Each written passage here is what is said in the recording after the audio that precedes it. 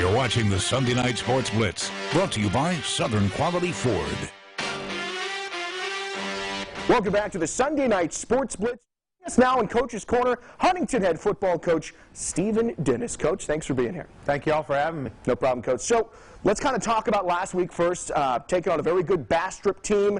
Rough start to the third quarter, but you guys rebounded the rest of the way. Just sort of take me through what those conversations are like on the sideline, because you had a rough 3-minute stretch there.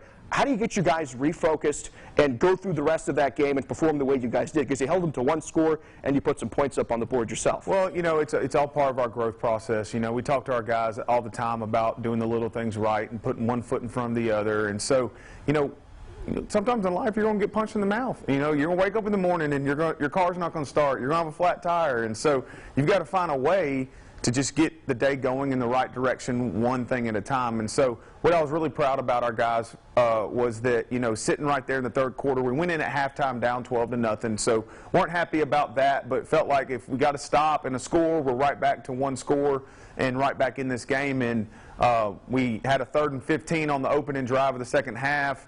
They throw a simple hitch route. We got a corner underneath, a safety over the top. Both miss a tackle. It's a house call.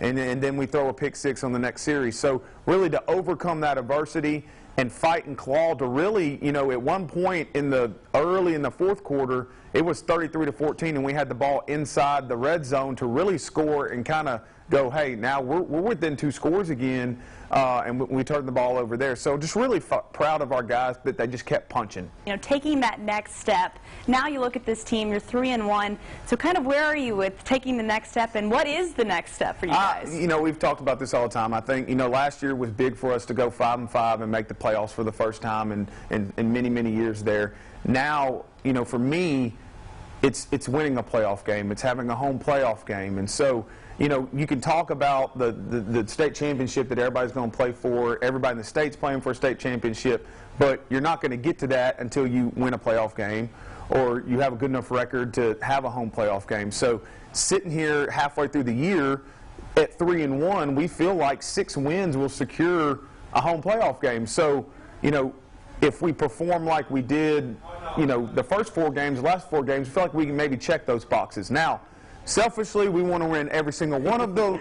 You know, we can't do anything about the game last night. That's in the, you know, that's in the past now. But, you know, we would love to be 7-1, and 7-1 would probably win us a share of the district title in a home playoff game. So that's going to be what the goal that we're working for. But I feel like, honestly, if we can, you know, do what we did the second half of the season, because, you know, it's just like in the NFL. After you've played 8 games, you kind of stop and reset and look at what box you've checked and what box you haven't checked. And so, you know, for us right now, we're 3-1. That's where we're at.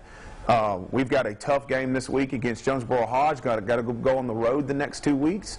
And so if we don't take care of business and getting better at practice, then we're not going to be able to check some of these boxes over the next 4 weeks. And so that becomes a challenge for us now. And that was going to be sort of the next thing we talked about, just these next 2 opponents. Last 3 weeks of the season, that's where the district's going to be decided. So just for you personally, what's the outlook here as you start getting into district play? I think the outlook is just what it is every week, is you want to be able to turn on the film this Friday and say, okay, we improved in these areas that we addressed in practice. You know, one thing that, you know, I talked about in the radio after the Loyola game, it was the 2nd week in a row we had given a kickoff return for a touchdown, and we did a much better job on kickoff.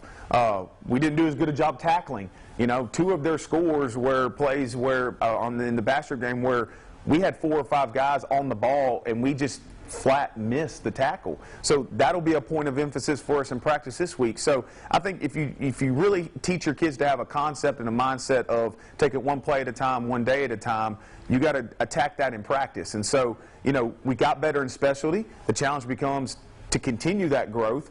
And then this week we've got to address tackling, we've got to address physicality in practice and things like that. And so I think that becomes a goal for the stretch of district. Is you want to be playing your best football the last week of the season going into the playoffs. And so if we keep stacking bricks and keep doing things in practice that we need to be doing, hopefully we're playing our best brand of football by the last week of the season. And hopefully that's what you'll be seeing. Coach, thanks for joining us today. Guys, thank y'all so much for everything y'all do for athletics in the area.